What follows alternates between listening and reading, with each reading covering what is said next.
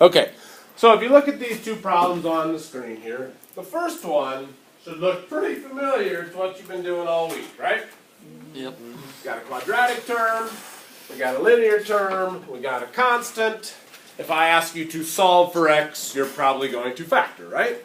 Yeah. Okay, very simply, and this is the easy one, right? You would just think what times what gives me x squared, x and x, and then what two numbers 4 and 2. multiply to 8, add to 6, right? Plus 4, plus 2, set both factors equal to 0. I hope we can do the rest of this in our heads. We would get x equals what? -4. Good. And -2. awesome. Okay. Piece of cake. Good. All right. Everyone's really good at the easy factoring now. Okay. All right. Now look at number 2. You have had one like this on one of the problems you've done on your factoring so far, and you can do this one by factoring. This would be using the difference of two perfect squares. Okay. What would the factors be for this guy? Does anybody remember? No?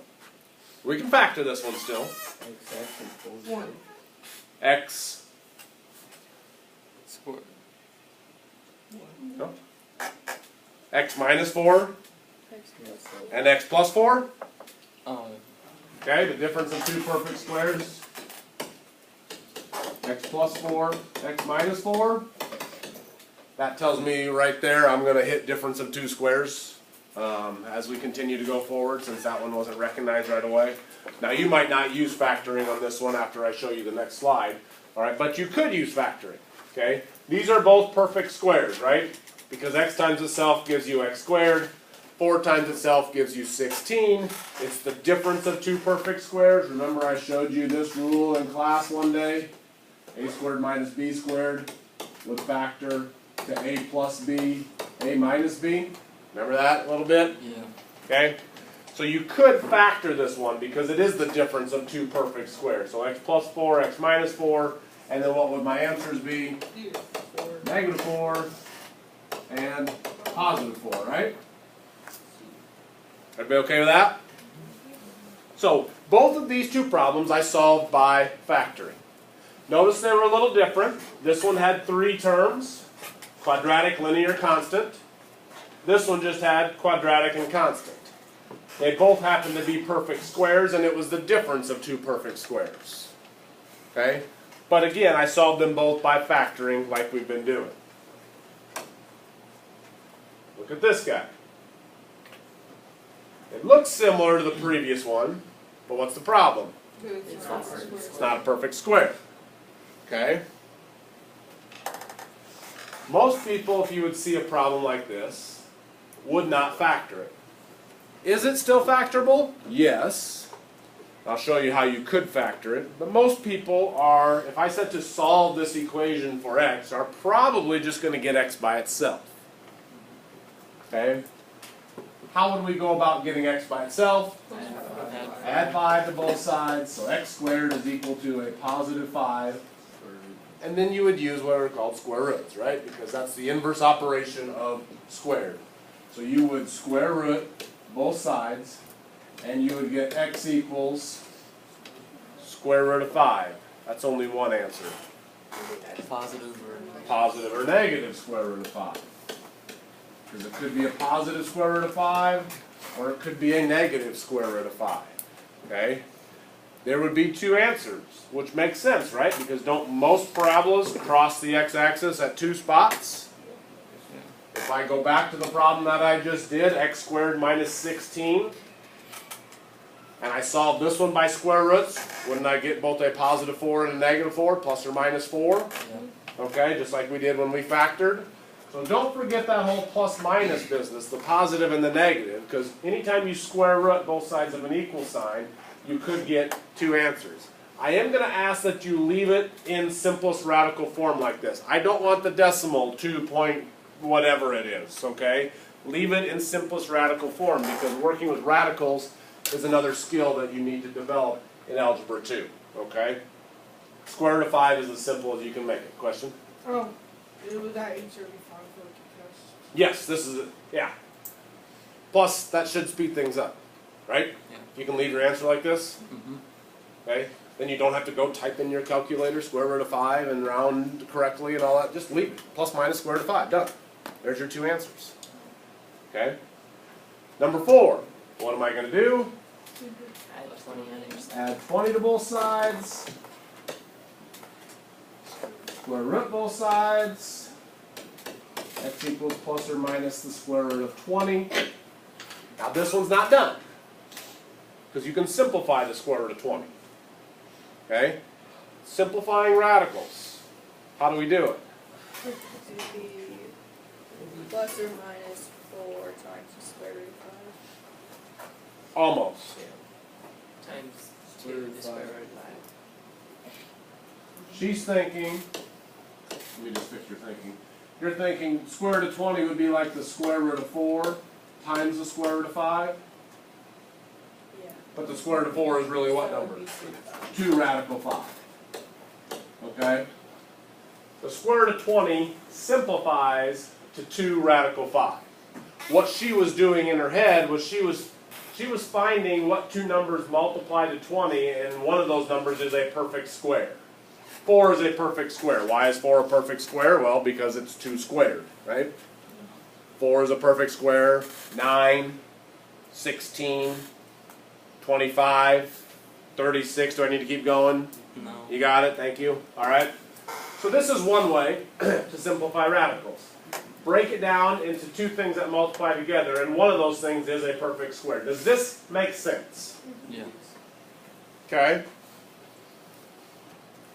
If you can do it that way, that's the quickest way to simplify radicals. Okay? There is another way. It takes a little bit longer, but for some people it works better because they can't come up with numbers that multiply to this quite as easy, and they don't know their perfect squares as well. So I got another method that you can use that will work. All right? Nothing wrong with the other method. Okay?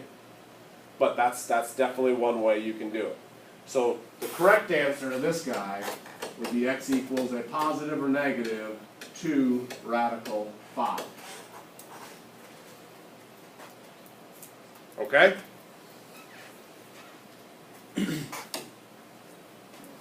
Do one more. Do what to both sides? Add 48.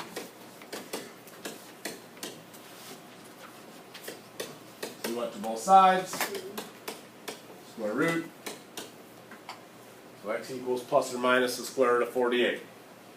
Let's simplify the square root of 48. 2. Okay? I heard 6 and 8. Only problem is neither one of those are perfect squares. 4 and 12. That's okay. The problem is you can go further. There's a bigger perfect square that goes into 48. 16 and 3.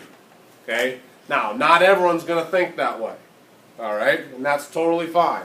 Let me show you two different methods. I'll go ahead and use the 16. Alright? Square root of 16 times the square root of 3 is the same thing as square root of 48, because 16 times 3 is 48. What is the square root of 16? 4. Okay? So final answer is 4 radical 3. Okay? But let me show you another way you could have gotten there. Okay? What you can do is you can go back to the good old factor trees that maybe you did in junior high. Okay? 2 and 24. 6 and 4. 2 and 3. 2 and 2. Remember those factor trees? Look at all your prime factors. 2 times 2 times 3 times 2 times 2. Okay? So the square root of 48 is equal to the square root of 2 times 2 times 2 times 2 times 3, right? 2, 2, 2, 2, 3. Those would be all the prime factors of 48. If I multiply these numbers back together, they're 48.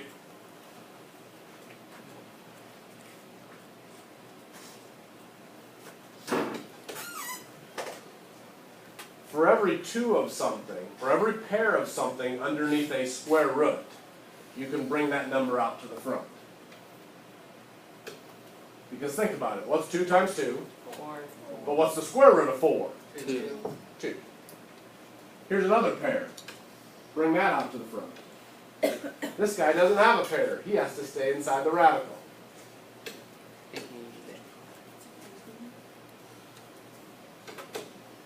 Any numbers on the outside, multiply them back together. If there were multiple numbers left on the inside, multiply them back together. 2 times 2 is 4, so I get 4 radical 3.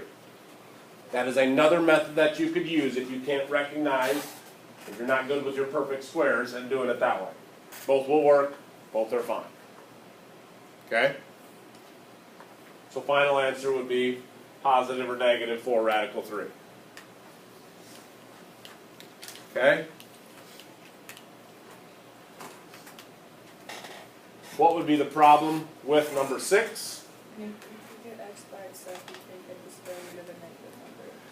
Yeah, you'll have x squared equals a negative number, and you can't square root a negative number, okay, and get a real answer. That's going to bring up our topic next week of complex numbers. It's a new type of number that you will use to solve quadratic equations, okay, and it'll happen when you're working with square roots of negatives. Why do we need this? Okay, well, as I'll talk about next week, okay, these imaginary or complex numbers are used in some engineering courses when you talk about electrical engineering with circuits, okay?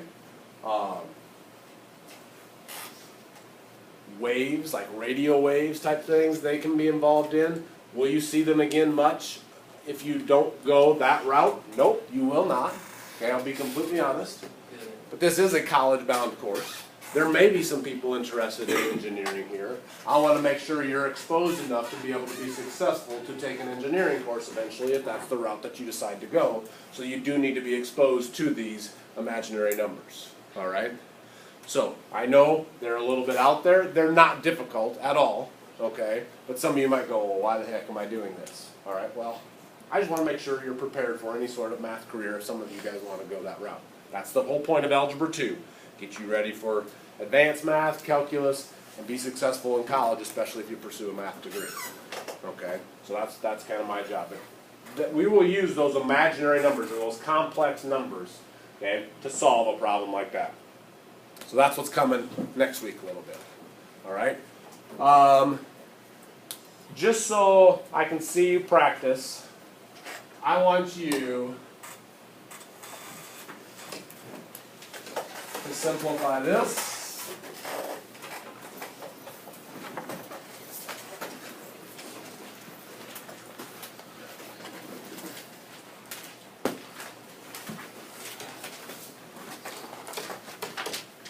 And simplify that. I just want you to simplify those 2 radicals for me, and you're free to go.